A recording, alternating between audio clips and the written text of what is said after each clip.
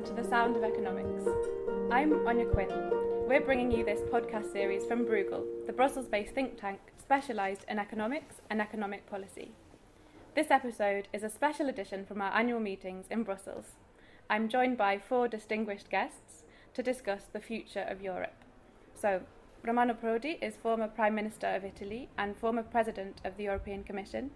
Sylvie Goulard is a member of the European Parliament. Joachim Bitterlich is a former European diplomatic and security advisor to the German Chancellor Helmut Kohl.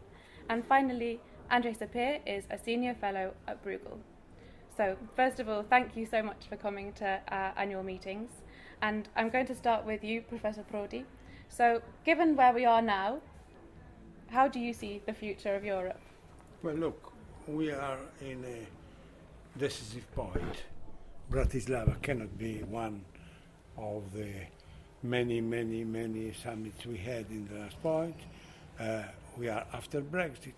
We are still in an economic standby, and so what we have to do is to take a decision. My opinion is clear. In the situation of today, the leading decision can be taken with a German leadership. Well, I fully agree with Romano Prodi. We are at a crossroads. Not only we have lost one member state, but we are about to lose many of our citizens. They don't trust us anymore. And I want to underline the fact that what is at stake is not only the future of the European Union, because we make too often a difference between the European Union on the one hand and the member states on the other hand. It is the future of the Europeans worldwide, their capacity to defend their interests and values in a rapidly changing world. That's the reason why we don't have so much time, and national elections should not be a reason to do nothing. Do you agree, Joachim Bitterlich? It's true. Europe is at a crossroads, actually, and it's strange. For the last at least 7 years, this Europe has been working in a modus of crisis management. If a normal company in business is working more than a year in crisis management, the stock markets will be extremely nervous. Therefore, and it's strange, when you look at the agenda and you look at the different subjects, what's at stake? It's Europe's self-assertiveness. The survival of Europe in the longer run, in a globalized, in a totally insecure world.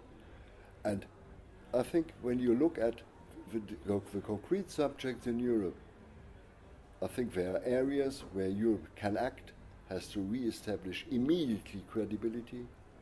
Example, internal security, external security. There are other areas where the Europeans should sit first together and examine through a roadmap the subjects, because there's still too much disagreement among the partners. But we need the agreement to develop further and to assure Europe of its future. I'm not going to disagree with the 3 previous speakers that Europe is at a crossroads. I think that's clear to everyone's eyes. And I think it's at a crossroads at many different levels.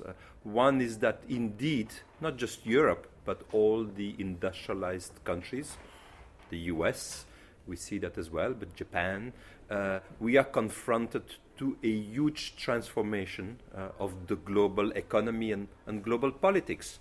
That's why the G7 now doesn't play the role that it used to.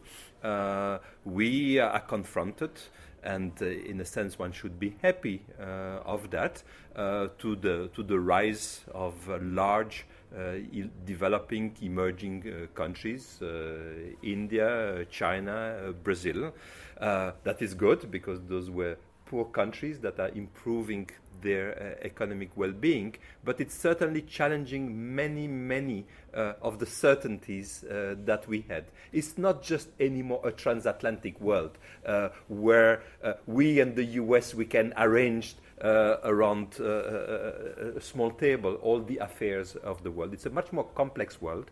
It's a world where there's a huge amount of economic transformation, and it's a world where citizens don't know anymore where they are. And then there is the special issue of Europe. Where exactly is Europe standing to this?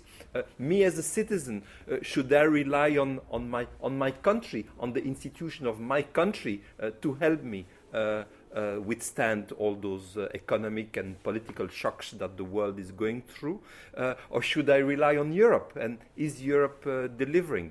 And I think we are seeing that Europe has not delivered enough compared to what citizens have come to expect of Europe. And I think that is what the crossroads is about. Europe needs to deliver better what citizens are expecting from it. So we've talked a lot about Europe being at a crossroads and surviving in crisis mode, but how do you think it really needs to change to deliver what citizens need?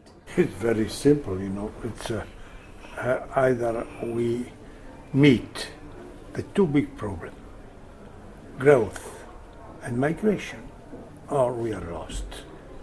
Because people ask European rulers to meet these problems. And so it's not easy. There is a divergent mood, but it's clear that we are also increasing the tensions inside the the electorate of all European countries.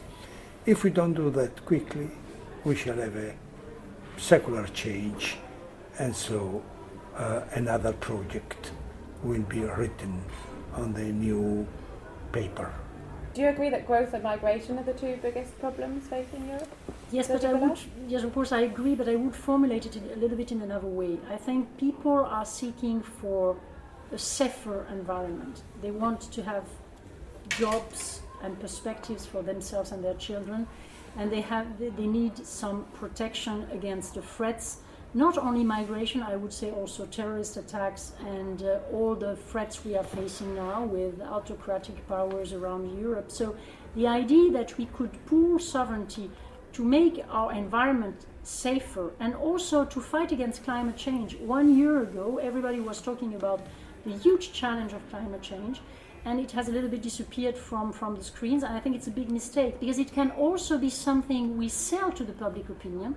Many people don't look at the future in an abstract way, but if we tell them, look, we are trying to improve the future of your children, we are trying to safeguard the planet, we are trying to safeguard jobs in Europe, and to make sure that people who do not share our values, the Islamic terrorists, etc., can be fighted, then we might convince them again. The first step is to convince again that Europe can be for them a plus.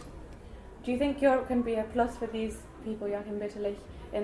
We've seen the rise of populism and many problems being blamed on Europe. What concrete measures do you think European leaders can take to try and help people see the benefits of Europe? People want that Europe or the governments or the institutions find solutions for their problems. They are not anymore debating about it, but they find concrete solutions. The biggest enemy of politics is insecurity, or the feeling of people that politicians or politics are no more controlling the situation. And there you have what I call the subjects are mentioned: police cooperation, external border, immigration, asylum, status of foreigners in our countries. By the way, things that my boss proposed 25 years ago to the Europeans, and no one was following at that time. Limping unions, if you want. Same other subject is for people is assurance on their working place. What is the fight against unemployment? How to deal with youth, etc. Concentrated much more than in the past on real, concrete European subject where Europe is an added value. Europe has to some extent let's say, create an air where member states can still live with the people too, where Europe is deciding what's really necessary at that level. But Europe can do it. I think they're perfectly able to do it, if they want. I would say that Europe needs a narrative out of the different issues that have been put forward by the three previous speakers. But I think, as we see, and I very much agree on that, I think a narrative is important. And I'm not sure that we entirely have the cast of leaders who have the capacity to have this narrative that can really animate the citizens. But besides the narrative, I do believe that to have a narrative with no concrete steps to be taken to respond to citizens' concern would be totally useless. I think perhaps we are suffering a little bit in Europe from having had in the past too much narrative without sufficient concrete ability to put meat on where it really matters. So concrete steps in response to what citizens need, but I think this put in the framework of a narrative, and a narrative which is indeed Europe in a changing world. There is a future for Europe. Europe has had a fantastic past. Europe has a future. We have fantastic assets, and that needs to be explained, but we can overcome those challenges that we are facing with a common vision and a common instruments, common capability. Thank you so much.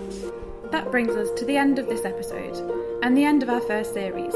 We hope you enjoyed it. You can watch videos of all the public events from our annual meetings on our website at www.bruegel.org, including speeches by former European Central Bank President Jean-Claude Trichet and Jeroen Dijsselbloem, President of the Eurogroup. On the Bruegel website, you will also find extensive analysis of European economic and monetary union. Join us next time for The Sound of Economics.